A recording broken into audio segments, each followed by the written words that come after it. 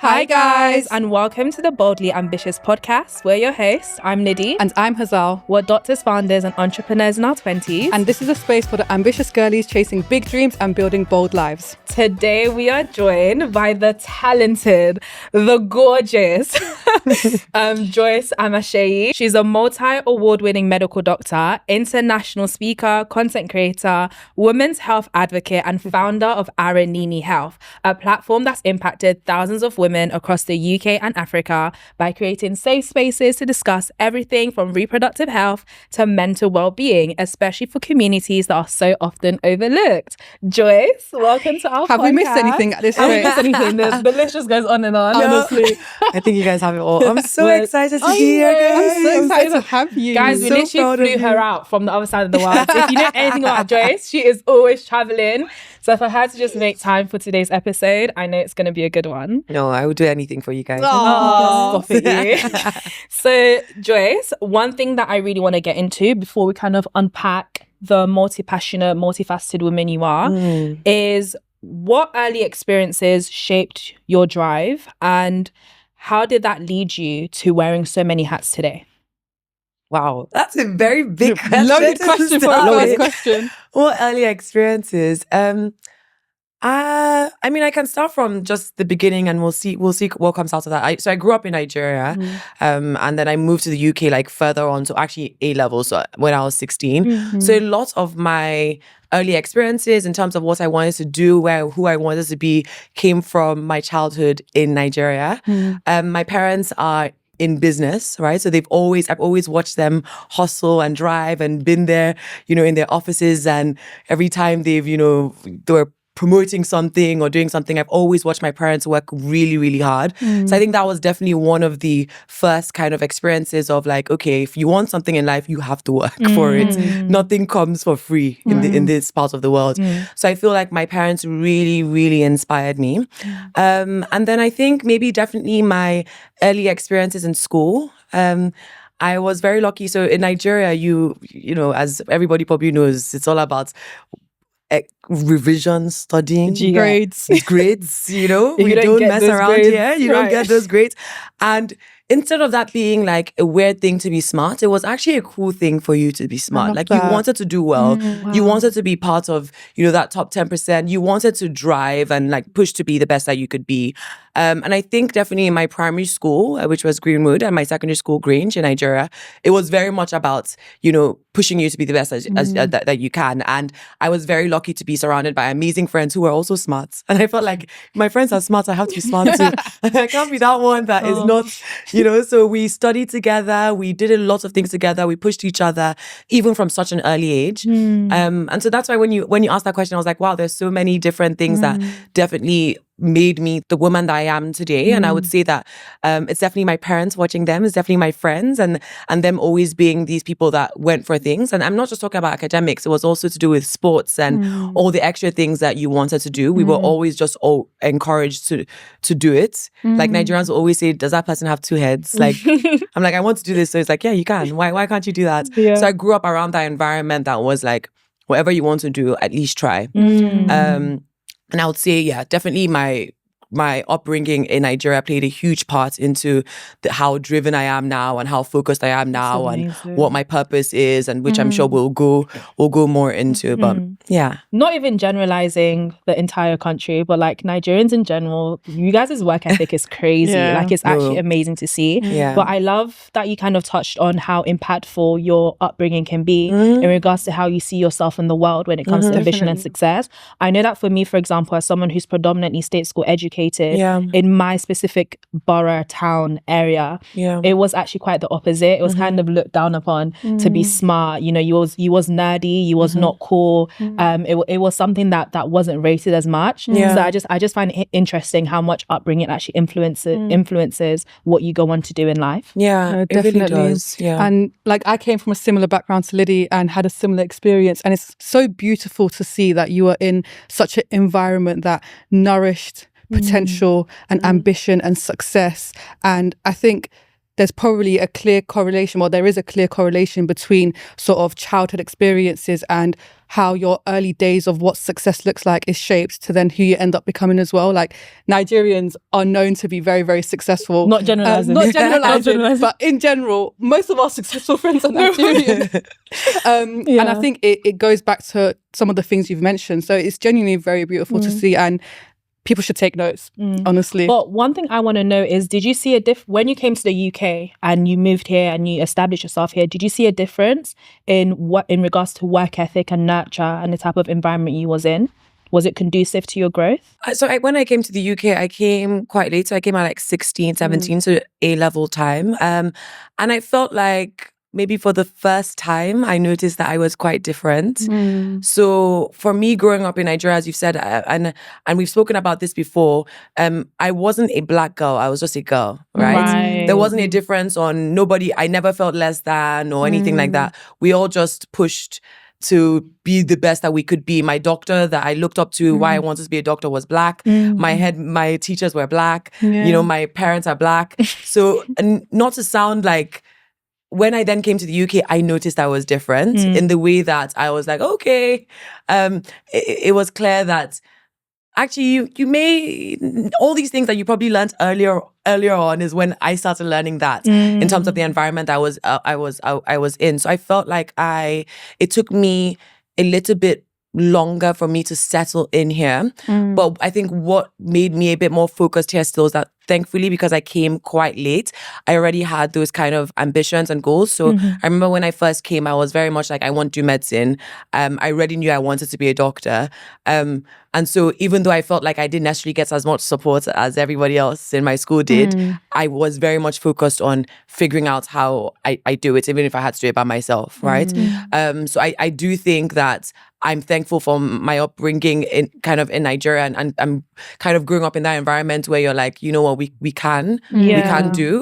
Because when I did come to the UK, I think that kind of stepped me back a little bit, where I had to sit back and think, oh, okay, wow, you may be a little bit different. You know, not everything comes as not natural here, but there are the culture here is the culture is different. It's a bit different. The culture is different, and everyone's almost saying, yeah, they treat these people like I don't really want to go into it too much, because that would be. But why can't we go into that? That would divert a bit. But there were times where even at school, I just felt like, oh, you're paying more attention to these other people, right? You know, to the people that said, that they have said that they want to do medicine, and not to me. And then when it looked like, okay, actually more people are dropping off, then I'm getting paid attention to.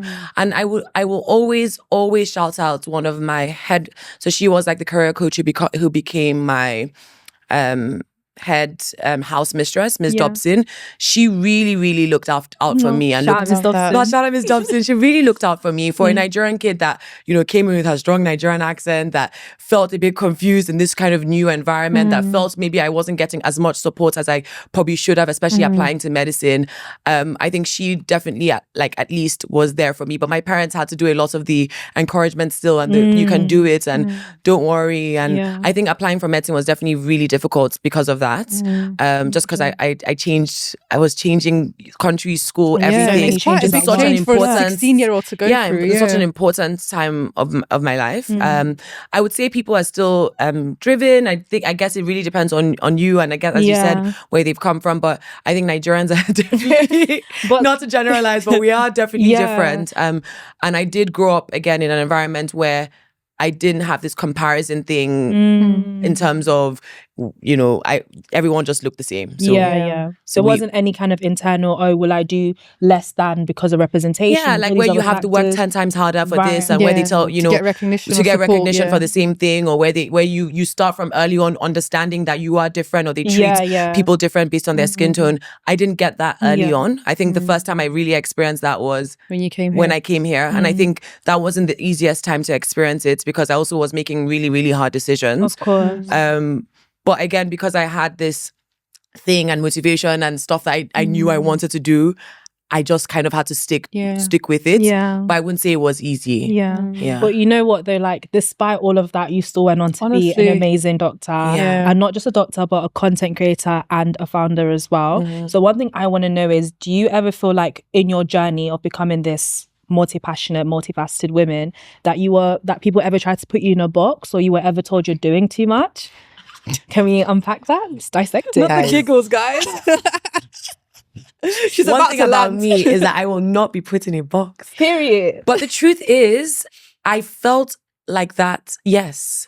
Especially when you choose to do medicine, whether or not everybody else likes it, or whether you like it or not, it's everybody's business. They're all very excited. You're the doctor of the family. And I was the first medical doctor of my family, right? So when obviously, and also the application for medicine really is a very stressful one. That was really the first time that I was like, I may not get, I can work really hard. And it made me nothing in this situation, you know. Honestly. So your confidence already like almost gets a knock, and then when you get in, you're like, okay, I can do this. But I feel like when I did go to medical school, it wasn't just an everybody thing; it was also a me thing. I was like, you're a doctor. Apparently, this is what doctors are and how doctors should be. And to be honest, the people that I was also meeting in medical school, everyone was just focused on that one thing because we've all had that same story, right? And then I started finding that I felt a little bit uncomfortable really from first year.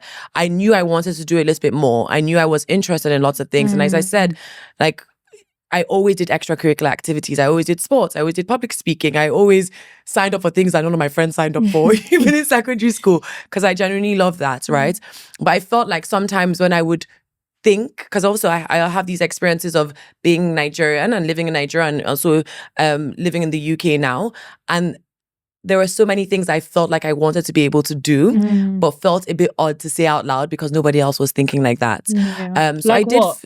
So, for example, for me, the reason why I did medicine wasn't just about helping people in a nice environment, one-on-one type situation. My whole childhood, I've gone to help go to mothers' babies' homes. I've helped in different settings in Nigeria where I've been able to give back to society. That's one of the things I really wanted to be able to do.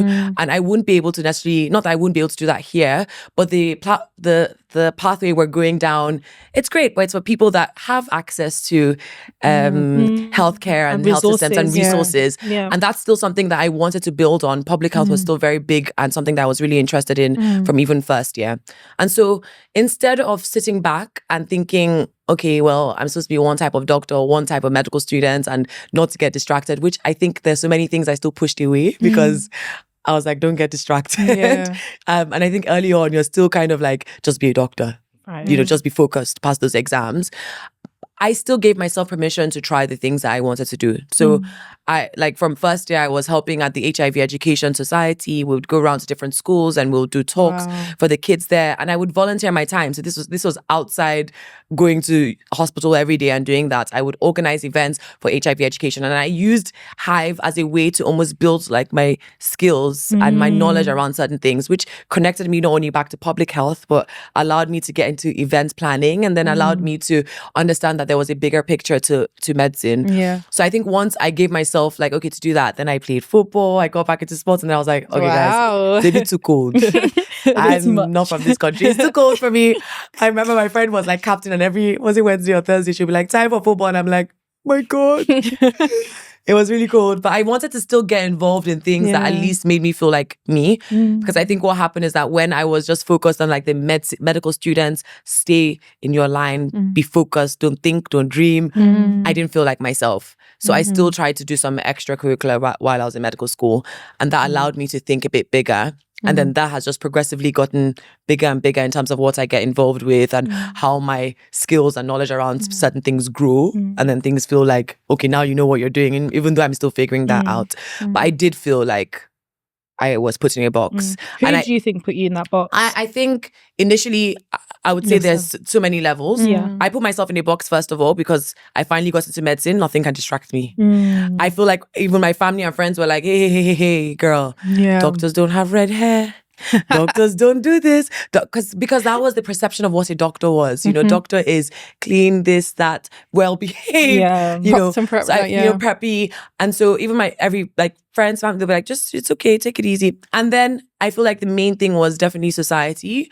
I think the main thing was definitely, especially medicine in the UK. Right. It's very much like, this is how we do medicine, this is what we're training you for, and this is how it's going to be done. Yeah. Whether or not that's how it's said, that's how it feels. And I felt like maybe the other medical students as well felt that way as well. So that's why I felt a bit odd. I used to actually think I was a weirdo. Yeah. Because I was No, like, same. yeah, until I found my people. And I was like, okay. We found each other. No, seriously, because I thought I was really weird. And I was really, really lucky to have the girls I did have in med school with me, because they went on with my craziness and my wild ideas. They supported everything I did.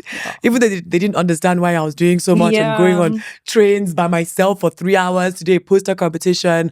I was very lucky with the girls that at least were like, let's support her and everything. Let's just go, because Joyce will do what she wants. And so I'm really grateful for that. But I did feel a bit like an outlier in medical school, because I had bigger dreams than just what I was being offered.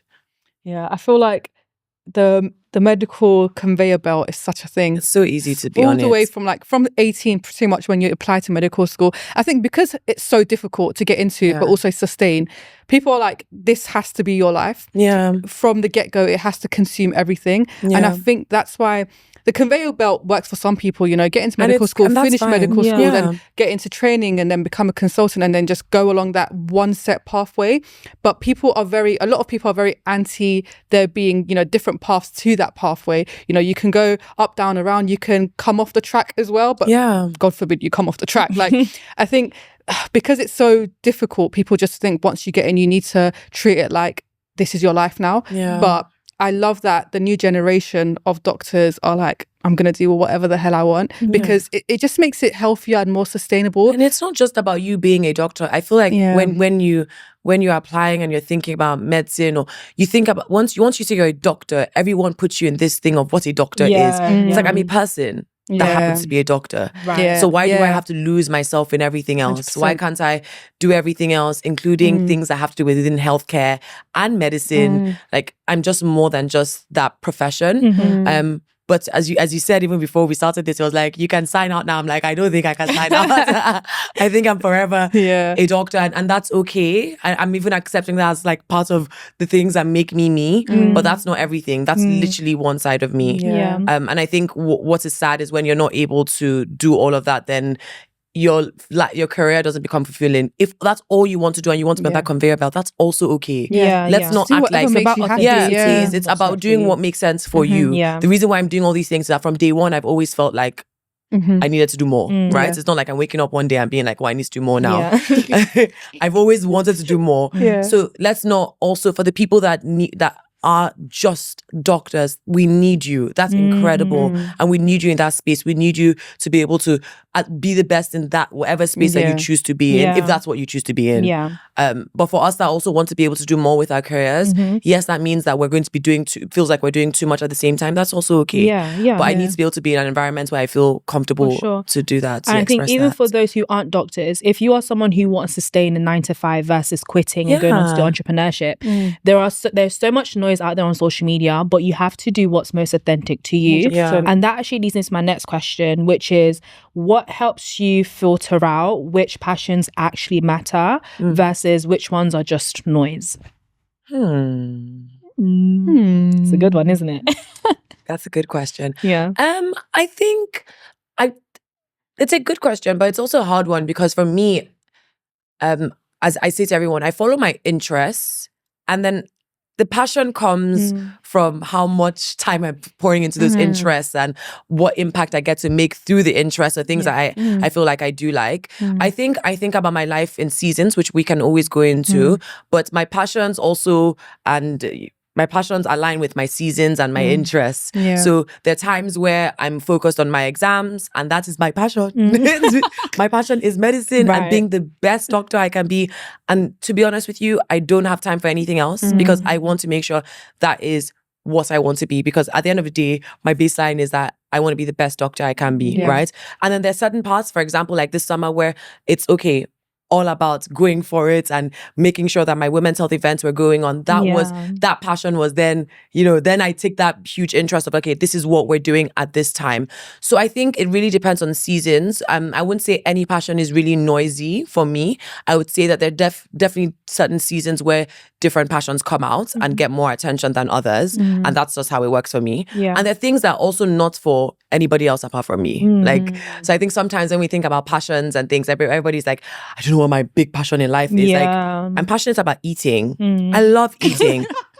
I'm a foodie, and that's all year round. Right. Do you see? And that's okay to also say, I love restaurants, I love traveling, I love that I get to explore that. It doesn't have to be like, oh, this my big food, my food is things, now impacting. How is that helping people around the world? Well, I'm connecting with people by eating, and that's what makes me happy at certain points, as well as all my extra things that I do love that also help to impact other people and not just myself. So yeah, I would say it's according to seasons for me. It sounds like you've really mastered the art of filtering out what matters to you and what doesn't. Yeah. But I know that for me, for example, when I was, further down in this journey, I found it really hard to know what to say yes to and what to say no to. So for the ambitious women listening to this today, how would you say that? What are the first steps they can take to get to that point where they're able to filter out, this is a passion I'm going to pursue, or an interest or a priority I'm going to pursue, and this is one that doesn't align with me? Yeah. I think it's for me, it's trial and error to start off with. It would not be right for me to come and tell you, because I think where everybody comes now is like, tell me your 5-step plan on how to build. And the truth is that my 5-step plan is to start with one step. Okay, if you don't start with that one interest, you don't explore that interest and see what you like and don't like about something, then you personally will not know how that works within your career. So I would say my first thing is trial and error. You need to write down a list of things that you feel like you like and you enjoy, things that maybe look cool to other people or have seen other people do that you think have inspired you. You need to try it out. You need to see what works for you and what doesn't work for you. As you do, you will realize, I did this thing and I liked the communication part of things. I didn't like the typing and reading, and you know what works for you. And then you take that and be like, okay, this is what I've learned from this experience. And then you can apply that to another new thing that you decide to do. So the second passion, you're like, I definitely want to make sure that I'm not doing those things I hated in the last time. It's trial and error according to each passion or each thing that you feel like you enjoy. So I would say definitely start, then figure out what you like and don't like, get the lessons and reflect. Because one thing I'm also guilty of, and I've always been guilty of, is trying to do too much at the same time.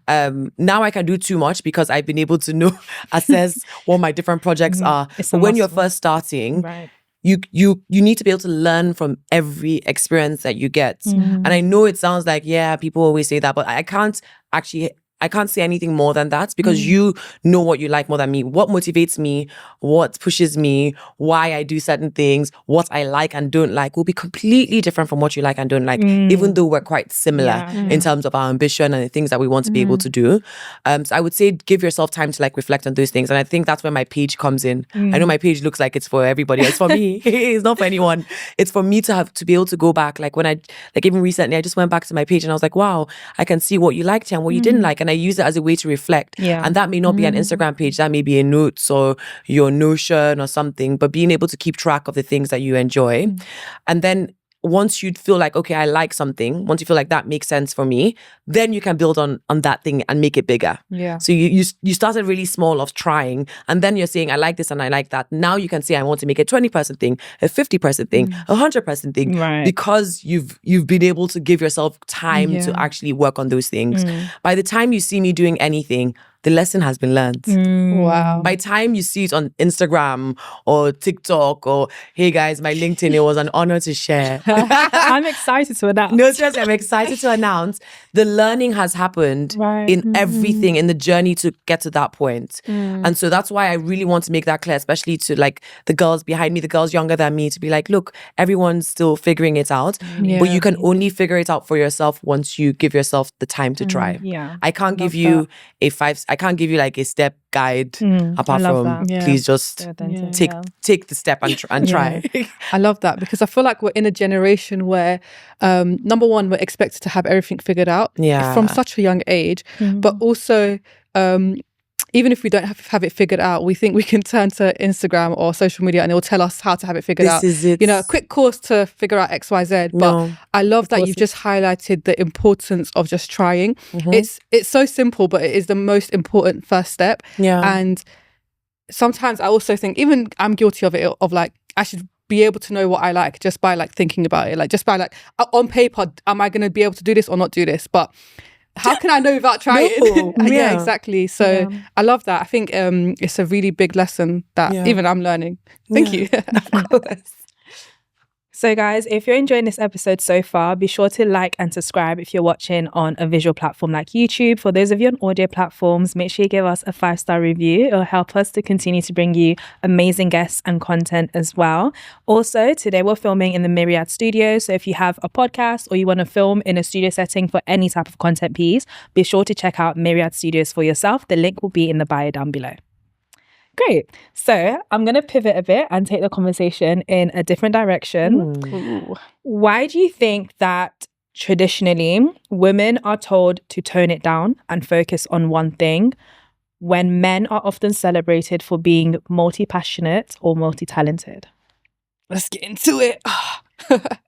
That's something I definitely wanted to explore. So why do I think that traditionally women have been told to tone it down? And men have always been celebrated. Yeah. For I don't know.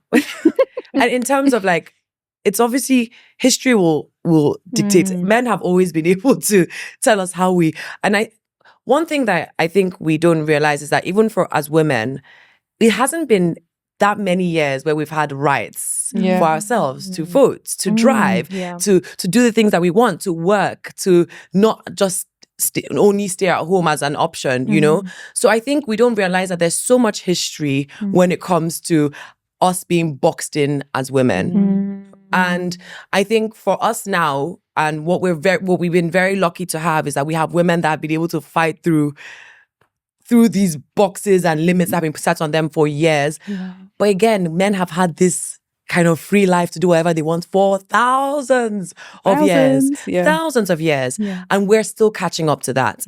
And I think the more that we understand that, okay, yes, naturally and based on history, men will be told and encouraged to do everything that they want to. And women would always want to put you in a box. The more that we realize that we also have to be that example for girls that are to come, right? And to push and be able to push through those barriers. So I think it's something that has happened in history. I'm not really sure. I'm not really a historian in terms of understanding why. I just feel like it's something that still definitely happens. And I think it's something that still, you know, lives even with us that are ambitious. We still go through those times where we doubt ourselves and we're like, are we doing too much? Am I being too much? And then I look at a man doing the same thing online and I'm like, are you actually serious? Do you understand what I mean? And I'm like, oh, I would get in trouble for that. And I wouldn't still dare to do that. I wouldn't even dare to do that to still try and make a point because I would probably still get in trouble more than a man possibly would.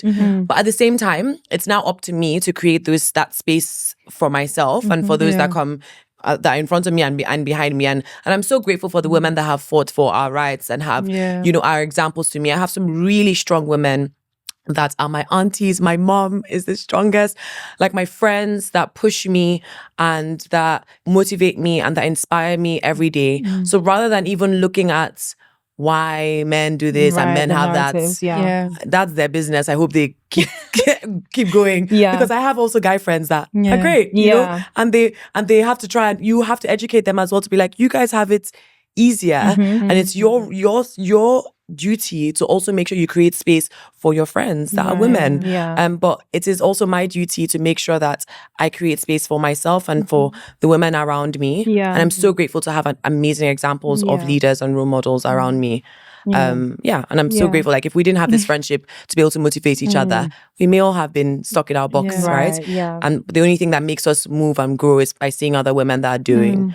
So no, I love how you answer that. I definitely think I really like how you touched on the history part of it, because I think it's so important, and it feeds into the perception of kind of how a woman is viewed when she wants to be ambitious, whether that's intimidating or maybe she won't be able to handle all of it, aggressive, whatever it's called. And I guess seeing it from your lens, the lens you mentioned, means that you don't actually have to take those things personally. People can have those opinions rooted in whatever it's rooted in. Yeah. But what does that have to do with what does that have to do with me? Yeah. Do you get what I mean? Literally has nothing to do I with do me. not have time to actually care or give it thought. Like, that's a you problem, and I hope you unlearn that. But we've got businesses to build, we have lives to impact, and it's about kind of acknowledging that sometimes that resistance will come, but if you're driven and you keep your eye on the goal and what you're trying to build, and all of it is just noise. You know, and you surround yourself by the right people and the right environment and the right community that will push you and not tell me I'm doing too much. Once you tell me I'm doing too much, I'm like, thank you for your service. Right, it's a compliment. But one thing I want to touch on, since we're all sitting here and, you know, we all come from non-Caucasian, you know, ethnic minority, whatever you want to call it, backgrounds, culturally, there's also that element of, as a woman, by this age you should do this, by that age you should do that. Have you ever... This is a massive topic. Because we've had so many conversations about this like offline. But for you, Joyce, have you ever had to kind of overcome those cultural barriers or those cultural restrictions? And if so, how did you do it? Have I overcome? Is it in the past? Is it in the past? Or am I overcoming? I think culturally, as we said, like, if it does feel like, okay, at a certain time, you should do this, you should get married, you should da-da-da-da. But I do feel like times are changing. We're definitely getting married and having babies later than our parents. But I do feel like there is... the conversations now that I've turned 30 especially is like, okay, well, what's next? What's next? And I'm like, okay. Just looking at each other. Leave me alone. Literally, we're all looking at each other like, it's gonna be fine whenever I want it to happen. Right. So yes, there is I wouldn't say there's a pressure. There are conversations just like everybody has. Again, as I said, I'm not going to lean into anybody else's pressure on it's my life. If I get married and have a baby right now and whatever, and I'm not ready, or I had that in 5 years, or 25, I decided to have a baby just because everybody was saying have a baby. I wasn't ready. It wouldn't be right for myself because nobody else would be able to help me apart from me, right? Now, from now on, if I decide to do whatever I want to do, that's absolutely fine. But I'm not going to go on to society's pressure or anybody's pressure apart from what I want from myself. But I do think it's important that as women, we do understand that, yes, as a doctor as well, I do have to explain.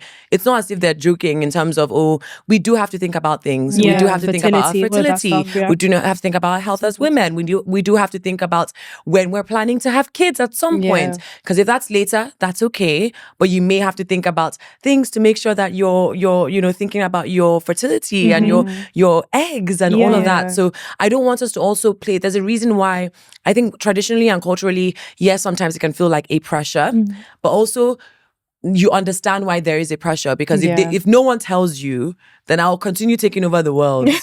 And I will then remember at 60, oops. And it's about making an informed decision. I feel like because of all the gender wars that goes on online, the pendulum kind of, is it pendulum? Pendulum. It kind of swings to extreme ends. It does. Where it's kind of like, you know, drop everything and have kids now or you're going to regret it. But it also swings to, you know, female empowerment. I'm not going to have any children as a result of you putting pressure on me. And the truth for me is that I'm not going to also sit here and be like, I'm an ambitious woman that I want to be able to have a family. I want to be able to have kids at some point. I want to be able to have a beautiful like community. And because I've come from that, so it is really important that we understand that it's okay to be able to do both. It may not be able to happen all again at the same time. But I have great examples of, and I say this, I'll probably bring my mom up so many times, but she's an amazing example of someone who has works so hard all the time. And we see her work hard, but it's an incredible mom, right? I don't think she's missed, I don't even remember if she's missed it because she's always been there present for me, but I also know she's worked hard. And the things that I know she's had to miss and you understand, right? Because you see them, you see your children are very much aware of everything you're doing. And I think once you have communication with whoever you're with and your communities and your parents and your children, then things start to make sense. But I never want to be like on the extremes of like, say, like not doing, like not having the career that I want and then having the career I want and not having the family that I would like. There is space to have both. And again, there'll be a season for that. Yeah. It is easier to think in the extremes because it's like we think it's black and white, but it's really not. Yeah. And like you mentioned, the times are changing. And I feel like whereas potentially in the past where people were having children and then thinking about how to raise them, I feel like as ambitious women, we would also want to do motherhood at a high standard as well. Like, exactly. So, and those type of things take intent and those type of things take planning and exactly. You have to figure out, like, not that you have to plan every step, and I'm not a mother, so I don't know exactly, but you won't be able to plan everything. But we're in a time where there is a way to be an excellent mother, and that doesn't come with zero preparation. And as high achievers in everything we do, we would also want to be the best mothers we can be. And that might not happen at 24 or 28 or 29, and that might be at 32, and that's okay. Yeah.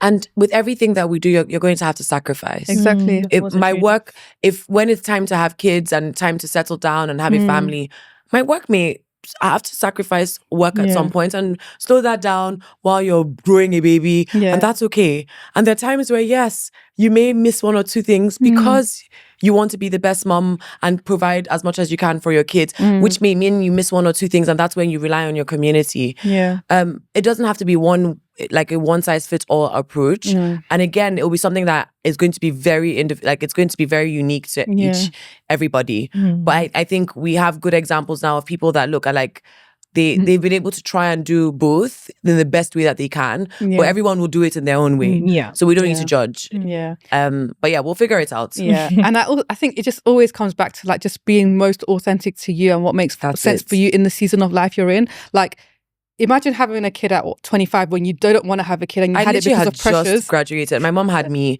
at 26. At 26, it was my first year working as a doctor in the pandemic. Yeah. In the guys, not the COVID mention. The pandemic. Watching the shadow band on YouTube now because of Joyce. Okay, remove that. Yeah, but I was working as my first year as a doctor at 26. There is no way I would be able to live up to the same pressures and expectations that our parents did back then. Right? Times have changed. Times have changed. And I think another thing that is interesting is that medicine is a very interesting career to be in. That people don't talk enough about.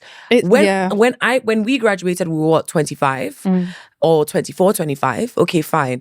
My friends graduated at 21. By the time we finished foundation training, F2, you finish your training. I just finished my medical training at 30. Now you can tell me that my life is low-key, like, okay, now I have an idea of where I'm going to be, where I live, control over what I can do with my time. And every other time somebody has told me where you're working. I spoke to my friend the other day who told me that she's changed rotations 6 times in the last 2 years. Like, that's crazy. So you also have to think about everyone's career. Like my experience may be completely different from my friends' experiences, especially my friends that may live in Nigeria, for example. They may get more help. Maybe there's just so many layers to that, right? But for me, like, I have to make decisions based on me and based on where I am and then go from there. But again, whenever it happens, it happens. Exactly. But I just feel like when it comes to the pressure, yes, there's always going to be societal pressure, but you have to make decisions for yourself. And you have to know what is important to Especially you. having a baby. Where do I want to be? What are the things? And, because people do it in different ways, planned and not planned, but you have to decide what you want for yourself. Again, it's going to be completely different because I have so many friends. I have a friend that's had babies during GP training, which was actually so smart to do. So smart. Because you do that within GP training, you still have the support that you have. The maternity leave is really good, so there's so many ways to do it. Yeah. You don't have to wait until you're done to have your kid and start your life. That's not how it works. But again, there's so many different things that I may have going on compared to like my friend, for example. So everyone is going to do it in different ways. So everyone's experience and journey is unique. Yeah. And I think that's why these level-headed, mature, contextualized perspectives are so important to have in this day and age where there is so much noise and like you mentioned, so much extremes. And I'm so happy you shared that. And you didn't just share that, but you also shared your friend's experience to show that there are different ways you can do this.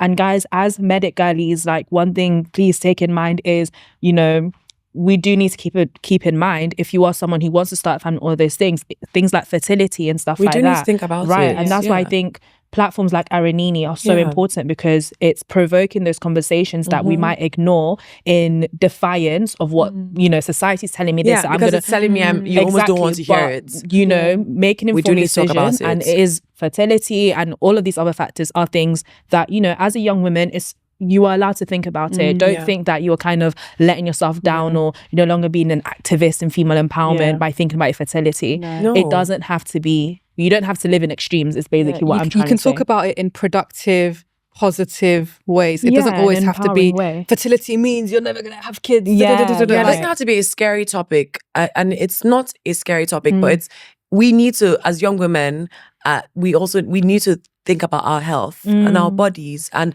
the things and the different goals that we have. And if that's going to be wanting to have a family one day, it's something that you do need to think about. Because what happens is we don't think about it, we push it away, we say everybody's putting pressure on me, blah, blah, blah. I don't want to talk about it. Or if I bring it up, maybe they think I'm trying to have a baby.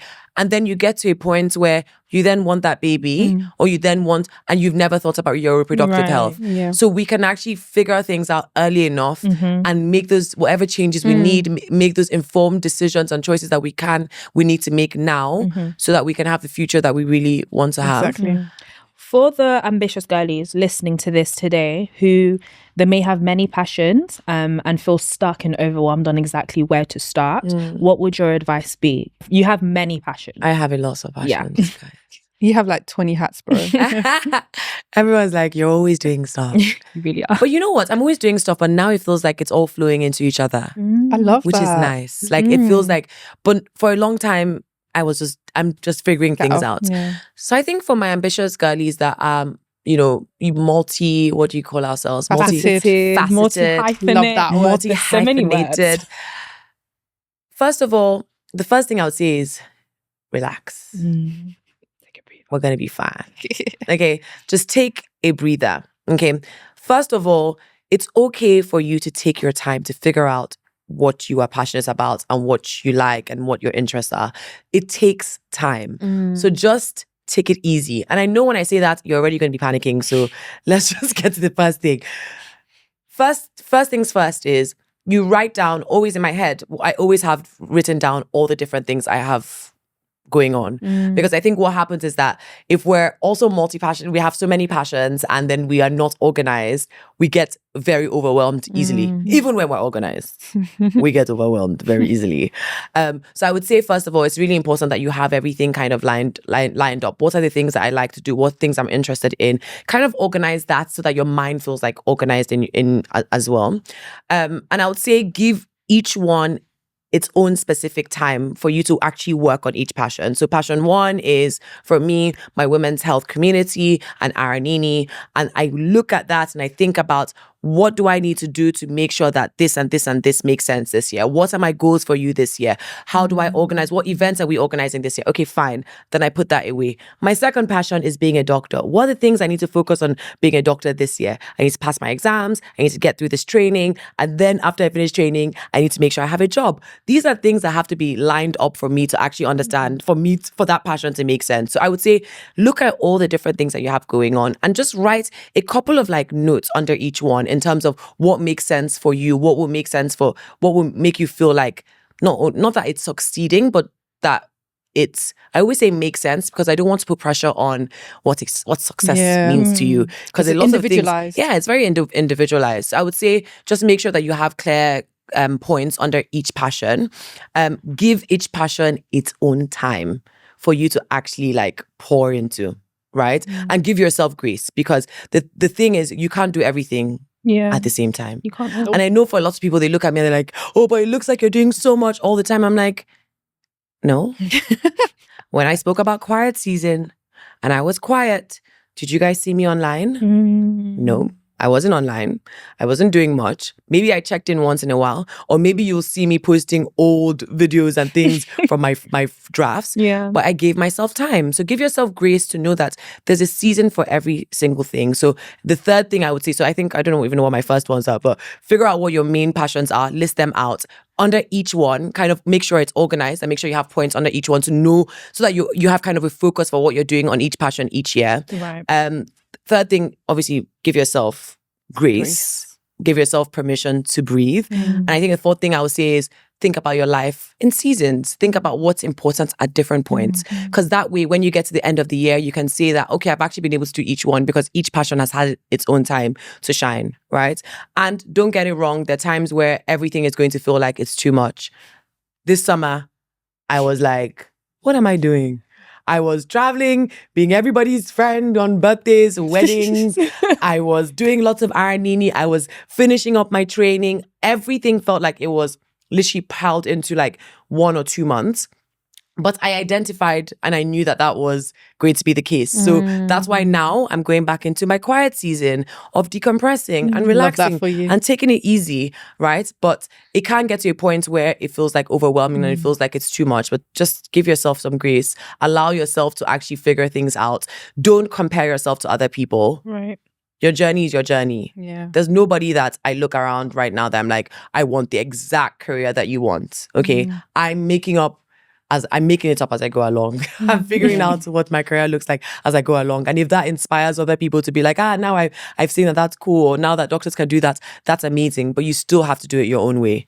You can't take Dr. Joyce's page and try and do it her way because you don't actually know all the things that go on behind that, the scenes. So many behind the scenes. No matter how many times and how much I'm honest with you guys online and I share, you cannot replicate it because you don't actually know all the little things that go on behind. Every single person that calls me, that messages me, that texts me, that studies with me, that pushes me, we have no idea what goes on. So you can look at people as inspiration, but do not compare, do not copy, do it your own way. Because I think sometimes when you're so passionate about so many things, you kind of are like, okay, let me just do this one the way Lily does hers. That way it's done. No. Everything you do still has to be about you. So if you need to drop off a few things and focus on 3, focus on 2, and then you can start adding.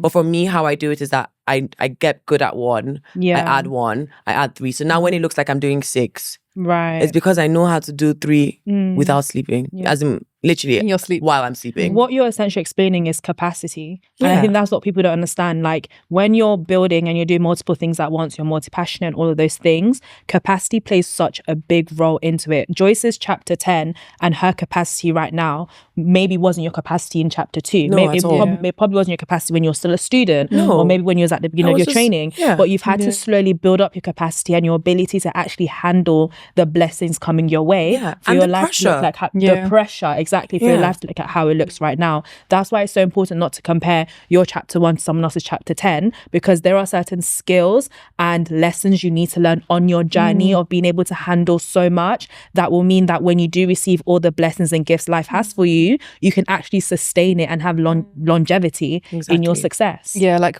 something me and Liddy always says is like, some blessings didn't happen when we wanted them to happen because we actually wouldn't have been able to deal with it. Right. We wouldn't have been able to do all of those things at that time. There's so many things that I got like, no, you're not, rejections from them. I'm like, Obviously when I first got there, I was like, why would they do it? They hate me. And then literally I'm like, oh my God. Thank God. Like I failed my first driving test and I'm so happy I failed it. I obviously was not ready to drive. Imagine if they didn't take me to that road and I went on to drive them mistakenly the week after. I'd have gotten into an accident. There's a reason why. So I think sometimes it's not time for you and that's okay. Sometimes you need to get up to that point where you feel like confident to do something and that's okay. And I really like what you said as well, because it's like sometimes, especially with what did you call it the other day? The microwave generation, where we want things done quickly, right?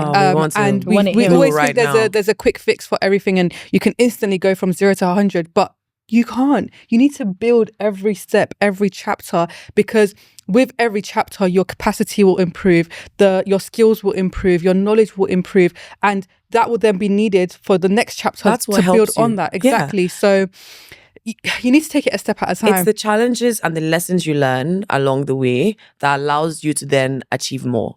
It's not guys, I finally made it I'm a fully qualified GP. Amazing. It's not about the announcement post. No. It's about the 6 years, the 12 years of hard work that led up to the tears, the happiness, the craziness, everything that went on in that moment has now given me all the resilience, the ammunition, and the ambition, and the confidence to be able to then say, yeah, guys, I can go to Guatemala and be a doctor. It's all of that, right? So you can't skip chapters. No. And I know now you're right. Everyone's looking, because we do have social media, and I feel like we're using social media in a different way than we have years before. It's like, I get lots of questions where it's like, can you tell me how you did this and why you did this, and give me a list of, I can't like a give you a breakdown list of my life. Do you know how long it took me to get one person to say yes to me? 3 years of no's and no one replying me. It's not about that. If I do that, I'm not helping you. You need to be able to do things, like allow yourself to go through your challenges, and it's going to be hard. Some passions you're going to go through and be like, oh, I was enjoying it and now I don't like it, and that's part of it. Through that, then it's not for you. Keep it moving. But yeah, again, the challenges and the journey is all part of it, but that's the most important part of the whole like story. It's not the end results, because you'll get to the end and you will think about the next thing you want to do. Right? Yeah. No, that's so well said. Honestly, I feel like so many gems were dropped in today's episode. Honestly. We normally like to end our episodes with like a one-liner takeaway for the ambitious girlies listening to today's episode. And we normally start it with Dear Ambitious Girlie. So do you want to start with your What would you like to say? What would I like to say? As though she started like my time to shine. Dear Ambitious Girlie, don't be afraid to be more than just your career. Don't be afraid to be an and. You can be a doctor and a whatever you want to be, a lawyer and whatever you want to be. Don't be afraid of stepping out of that box. You can literally make your own career, your own life. You just have to believe in yourself, and you just have to start and not overthink things. But one thing I would say to you is that when you start and when you try and when you give yourself grace and when you do things in the seasons that make sense for you, it will all make sense. So I really hope that helps. wow. I hope that makes sense. Yeah, you read it so well. Dear Ambitious Girlie, you can do it all, but you might not be able to do it all at the same time with the same level of energy for each different thing you're doing.